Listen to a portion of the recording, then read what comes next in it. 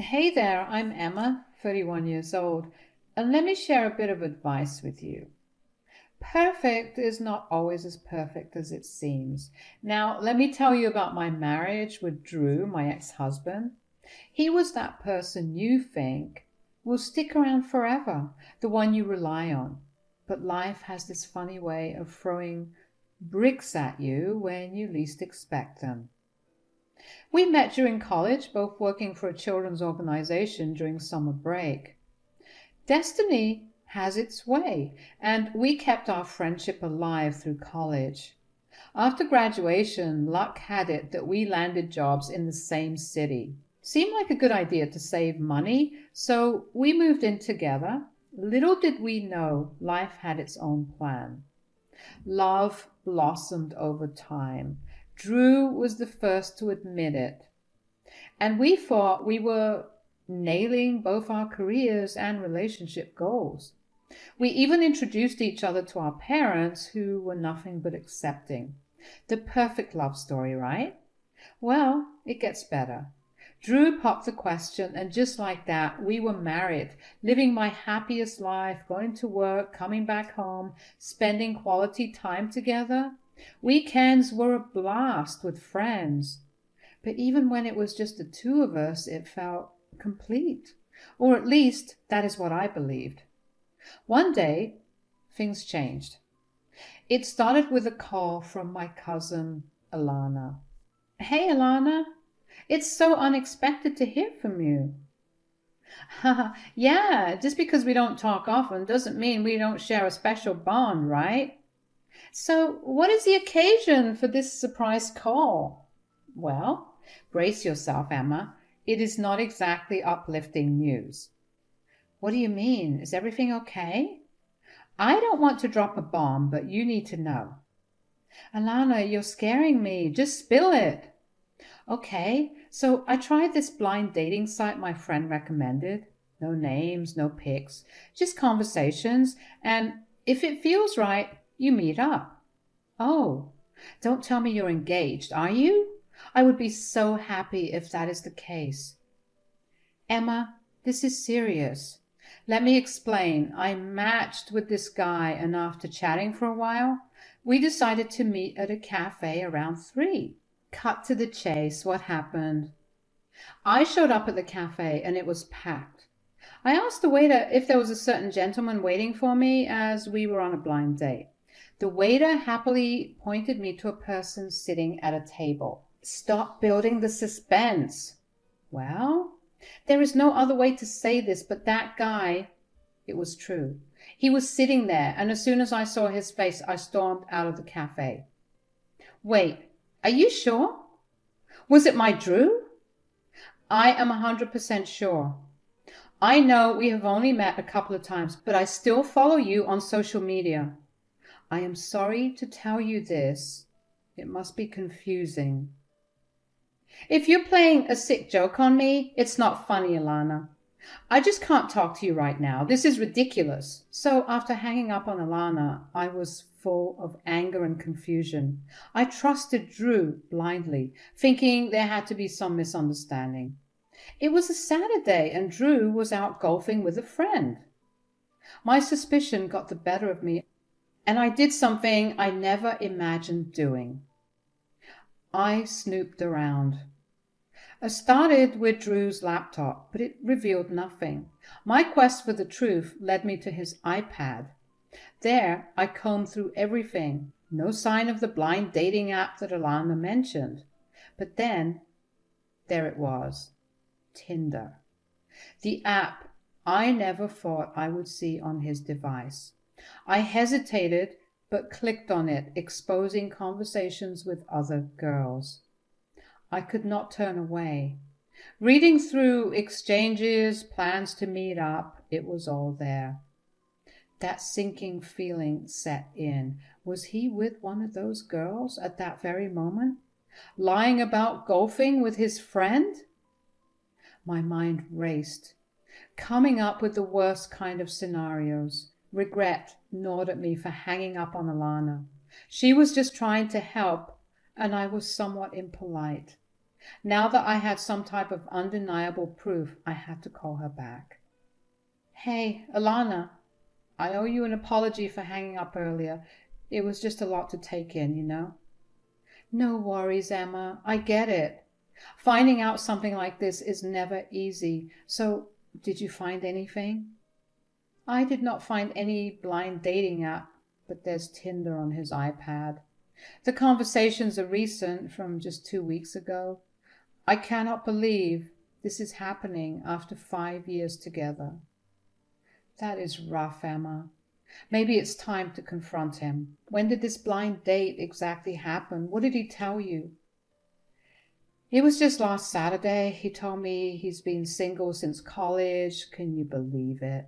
Making up stories about taking care of his sick mother, playing the sympathy card, saying that is why he could not meet me sooner. Unbelievable. When exactly did this blind date happen? Drew told me he was helping out a friend in trouble, but he drove 2 hours to see you. I'm sorry you're going through this. I hope you make him pay for what he has done. I was seething with anger, and to be honest, I would not be shocked if he was still with some girl while pretending to be with a buddy. At that moment, I questioned everything, my insecurities making me wonder where I went wrong. Despite my love for him, I knew I could not let him off the hook easily. No amount of love was worth staying in a marriage where I was disrespected. So before he returned home that night, I packed all his stuff into 2 travel bags. My plan was clear: confront him, face the truth, and kick him out of the house. I needed to stand up for myself. Drew finally got home late at night, and I was waiting for him by the kitchen counter. What's wrong, honey? Why do you look so furious? And what are these bags for? Are you going somewhere? No, I'm not going anywhere. You are. Enough with the jokes, honey. Can you please make me a cup of ginger tea? I'm extremely tired. Tired of what, Drew? Tired of lying around? Just so you can see other girls? Huh? What do you mean? You did not tell me you got stood up at a blind date last week. How did you know? Were you spying on me? You're crazy. No, it wasn't me. Turns out the person you were talking to was my cousin Alana, from the wedding, if you remember her. She saw you and fled the cafe. No, honey, there must be some misunderstanding. Is Alana sure it was me? Oh, come on, cut the crap. I read your conversations on Tinder. How low can you go? Why did you even get married to me if you had to do this? I don't have any answers for you. Don't worry, I have all the answers I need. Now take your bags and get out. Look at you bossing me around like that. You know what? It is a good thing your cousin saw me. Our relationship was getting boring anyway. I've been wanting to get rid of you for a long time now. All those other women out there are much better than you. Guess I made a wrong decision by marrying you, and you know what? Screw it. I was not even golfing today. I just met a girl who looks 10 times better than you. Not so deadbeat, without eye bags, and she did not look like a sack of bones either. I'm happily going to take the suitcase and leave you. Enough, Drew. This marriage is over. I'm glad it is. So, just like that, my worst fear came to life. Drew left me. And soon we got divorced. I held on to the hope that he might apologize, but no, he belittled me and claimed I was not good enough. In the beginning, I was insecure and isolated myself from everyone. Reality shows became my best friends. I would go to work, return home, lose myself in the drama of TV, forgetting even to eat. That was my life for a few months. But then my parents and friends stepped in. They uplifted me, urging me to seek therapy. Slowly, I started getting better. I joined yoga classes, adopted a pet cat, and created a strict schedule to keep my mind off the past trauma. It worked. After coming out of that dark phase, I knew I had to give love another chance. I started seeing other people, and then I met James. It happened at a friend's wedding. James, a charming Australian 3 years my junior, caught my eye. Despite the age difference, he exuded a maturity I had not found in many men. We began dating, and 4 months into our relationship, James surprised me by flying us to Australia to meet his family. I met his mother, Bonnie, and his sister, Elsie. Emma, James has told us so much about you. I can't believe how strong you are after everything you've been through. Mom, Elsie, Emma's been through a lot, and she's faced it all head on. I admire her strength every day. Seriously, Emma, I can't imagine going through what you did. You're like a superhero. Well, I don't have a cape, but I appreciate the sentiment, Elsie. It was tough, but honestly, meeting James has been a silver lining. He has helped me a lot with the way I used to feel about myself. You're like a breath of fresh air, Emma. We're lucky to have you here. One time, James tried to impress a girl by learning salsa dancing and ended up stepping on her toes the entire time. That's hilarious. I hope he's improved his dancing moves since then. Doubtful. But at least it keeps family gatherings entertaining. We have dinner at our uncle's tomorrow. You should totally meet the rest of the family. Yeah, you should. I would love that. Some might think I'm moving at warp speed. First, jetting off to Australia with James, and now meeting the whole family. But let me tell you, marriage with Drew taught me a thing or two. I had known the guy for ages, and where did that lead? Cheating, lies, and a one-way ticket to divorce. With James, I tossed caution to the wind and trusted my gut. Sometimes someone walks into your life and just showers you with love. In the few short months, he gave me the security I never got in all those years with Drew. It felt like an upgrade I really needed. His whole family was wholesome, giving me warm, fuzzy vibes all around. The trip was a refreshing change from the chaos of my life. So after a year of lovey-dovey stuff with James, he dropped the big question. James whisked me away to the place where our love story began. But hold on, it wasn't just any dinner. Nope. He went all out and booked a private table at the hotel where my friend got married. As we sat there in the middle of dinner, I kind of sensed he was going to do something big. Hey, Emma, we've been together for a year now, and honestly, what we have feels like something real. My family adores you, and well, I love you more than words can express. I know you've been through a lot with your ex-husband, the cheating and all the insecurities that followed. Oh, James, that's so sweet. I love you too.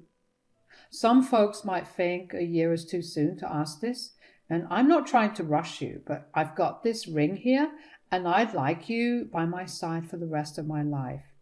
You don't have to say yes right away. And even if you do, we don't have to run to the altar. Take all the time you need, but I just want you to be mine. Oh my God, James. Yes. Let's take it one step at a time. That sounds perfect. And, my mom is already talking about grandkids. What? I'm just joking, babe. Like you said, one step at a time. So there we were, James and I, engaged and taking things slow. We decided that instead of jumping into wedding planning madness, we would just enjoy our lives as they were. The only notable change was that I had moved into James's place. Things were going well until one day, out of the blue, life threw me a curveball. I was at my favorite bakery, the one I had been frequenting since forever, picking up our usual order of special cronuts. And guess who I bumped into? None other than Drew. I could not believe my eyes. He looked surprised, probably as much as I did, but he was not alone. He was there with a woman. Oh, hey, Emma. what a surprise. It's been a while. Yeah, it has. Hi, Drew. And you are? Meet my girlfriend, Stacy. Hey there. You're Emma, right? Yep, that's me, Drew's long-lost friend. Well, you guys catch up. I was just leaving. So, Stacy, huh? Yeah, she's great. Got her own little business that's picking up. She's a beauty with brains. And you? Anyone special? Oh, yeah. I've been seeing someone. Serious? Yep, pretty much. We're engaged. Well, good for you, Emma. I just wanted to say I'm sorry about how... Let's not go there, Drew. It's all in the past now. Stacy looks wonderful. Oh, she is. I thought I'd introduced her to those cronuts you got me hooked on. This place is a hidden gem. It sure is. Well, I need to get going. Goodbye. By the way, do you want to catch up sometime? I don't think so, Drew. There I was, minding my own business, enjoying some cronuts, and I tried not to think about the awkward encounter with Drew. But hey, we live in the same city, so I guess it was bound to happen sooner or later. Anyway, running into Drew was nothing compared to what hit me a week later. My body started acting all weird, and I had this feeling that it was time to take a pregnancy test. Lo and behold, turns out I'm going to be a mom. So there I was, feeling like life had finally aligned with my dreams. James was over the moon when I broke the news about the little one on the way. We shared our joy with our respective families, and let me tell you, their excitement matched ours, if not surpassed it. But you know, there was this one thing missing: a wedding. James and I were already engaged, and we thought, why not tie the knot? We didn't want to rush things, though. We decided to wait for another 4 months, giving me that perfect baby bump to flaunt in my dream wedding dress. The next 3 months turned into a whirlwind of doctor's appointments and meetings with the wedding planner. It was a lot to handle, but James and I were determined to make it work. We envisioned an intimate celebration with our closest loved ones. The guest list was short, and my baby bump was stealing the show. I wanted everyone to see how proud and happy I was. The day before my wedding, I was at my parents' house, as we did not decide to have a rehearsal dinner. It was a big and emotional evening with Mom when I received a call from Elsie, who was staying at our place with James and Bonnie. Hey, Emma. Hey, Elsie, is everything all right? Yeah, pretty much everything. I was just confused. James and Mom are out buying some last-minute essentials, and I'm home alone. A guy showed up with some cronuts asking me where you were. Well, did you get his name? Who was it? No, I didn't, but I don't think it was one of your close friends, because when I told him about the wedding, he seemed shocked, almost like he didn't know about it. Well, it must be some old acquaintance, I guess. So, did you tell him that I was getting married? Yeah. He sounded curious, asking where you were and who I was. I told him that I'm your fiancé's sister and there's a wedding tomorrow. Now that I'm talking about it, it's just silly that I gave him all that information without even asking what his name was. Oh, don't worry about it. I think I'll handle it. Just stay safe until Bonnie and James get home. Sure thing. So I knew who it was, of course. Drew? I was confused. How did he even manage to get the address to James's place? I wondered if he had been following me, but I don't think he was so obsessed with me that he would do such a thing. After all, he was with Stacy. Maybe he saw me getting in and out of the apartment and figured I lived there? That day he wanted to catch up, and I said no, so perhaps he thought he might give it another try. Things just didn't add up, but it was my wedding the next day, and I didn't want to think about all that stuff. It's not like Drew was a dangerous guy. He was harmless. So I decided to mind my own business and, as per the doctor's orders, not stress myself over little things. It was finally the big day. The wedding was in the afternoon, so I started getting ready early in the morning. There was a lot of chaos at the venue, and I was in the hotel suite that I booked for me and my bridesmaids. We were all getting ready, and then it was time for the final ceremony. The music started playing, and my dad began walking me down the aisle. In front of me was James, and around me were all my loved ones seated. Just 4 steps into walking the aisle, I heard someone shout, "Hey, Emma!" I turned back, and it was Drew. I heard everyone whispering, "I need to borrow you for a minute." "Drew, you are making a fool of yourself. Just leave." "I'm not going until you talk to me." I looked at James right into his eyes from a distance, and he gave me a nod. "Everyone, we will do this in 5. I took Drew by his elbow and took him to the back. "Drew, are you really serious right now? I was literally walking down the wedding aisle and you interrupted. What would people think?" "Emma, please hear me out. I messed up big time and I need to talk to you." "Talk? You've got to be kidding me. I'm getting married today.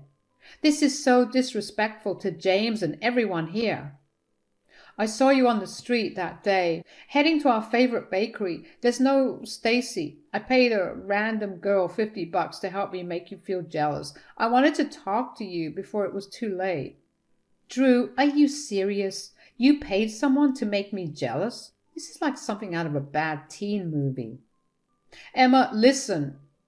I've made mistakes. I thought I could find something better, but I was wrong." "Oh, spare me.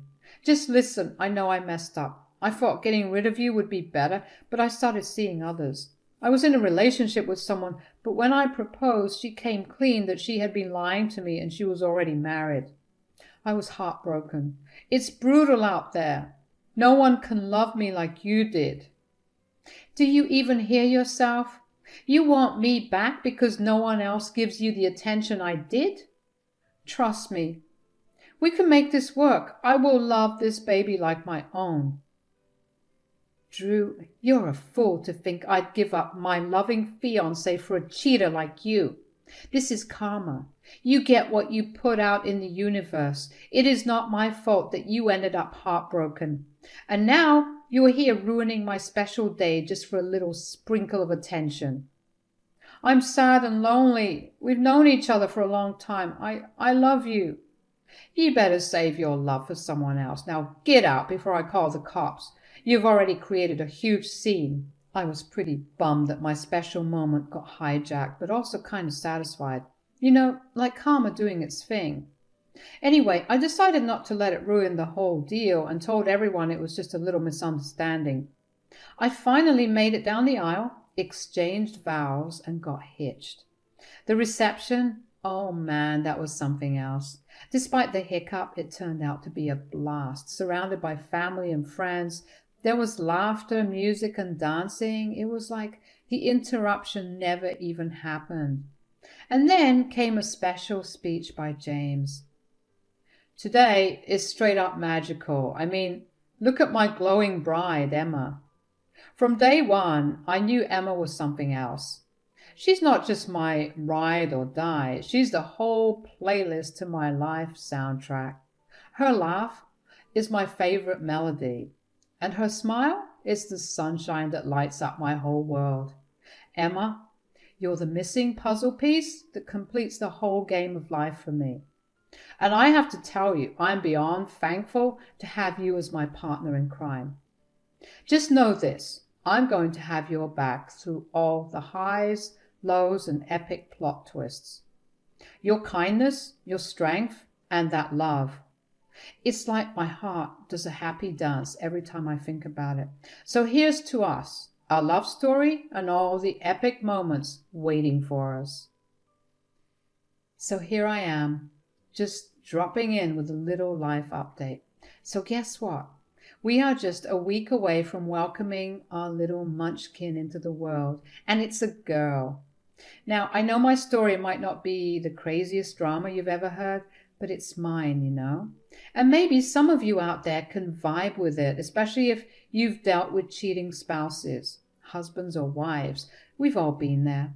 Here is the real deal, though. Sometimes the sweetest revenge is just focusing on you being the absolute best version of yourself. Lives have this funny way of sorting things out, and what's meant to be will find its way. I thought Drew was my forever, and when that fell apart, I was in the dumps, but life had a surprise for me. Enter James, who is basically the upgrade I never knew I needed. So if you're going through a rough patch, just remember that brighter days are on the horizon. Keep shining.